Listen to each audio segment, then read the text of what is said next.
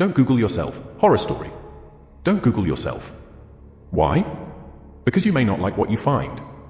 One day, I was bored and decided to search for my own name on Google. I have quite a rare name, so I didn't expect to find many results. Imagine how surprised I was when I came across a website that had my full name in the domain. www.myname.com. When I clicked the link, it brought me to a message board. I looked at the profile of the website owner and found out that the person was the same age as me and had the same hobbies and interests. There weren't any posts on the message board, but I was intrigued, so I saved it in my favorites. It was about a month later when I went back to the website. This time, it had more content. There were some diary entries, mostly random things like the weather was nice today or I'm so bored in work. Things of that nature.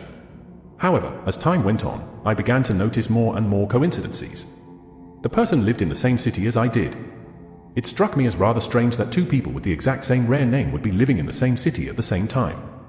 At one point, I noticed that the contents of the diary were quite similar to my own life. One day, I went to a baseball game and when I checked the website that evening, I found that the owner of the site had gone to the same ball game. At first, I didn't think much of it. After all, tens of thousands of people in the city supported the same baseball team. It began to seem like much more than a simple coincidence. Whenever I checked the website, I would notice little biographical details that seemed too close for comfort. For example, the owner mentioned their pet dog and the dog's name was the same as the dog I had when I was a child. The website owner posted a picture of their car. It was the same model of car I had been driving when I was in college. They talked about eating at a certain restaurant. It was the same restaurant I had gone to all the time when I was working at my previous job. One day, when I looked at the message board, people had written messages to the owner saying happy birthday. That day, it was my birthday as well.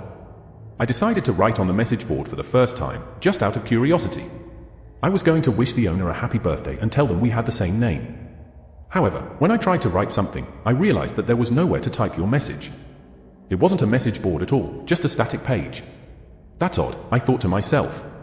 In other words, whoever owned the website had gone to a lot of trouble to make it seem as if it was an interactive site, as if there were other people posting on it, when in actual fact, all the content must have been created by the owner. Why on earth would someone do that?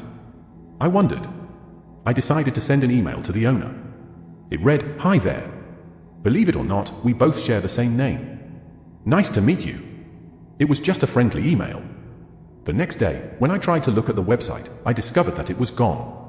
It seemed like it had been deleted. Then, I opened my mailbox. There was one reply. When I looked at it, a chill ran down my spine. It just read, "Found you."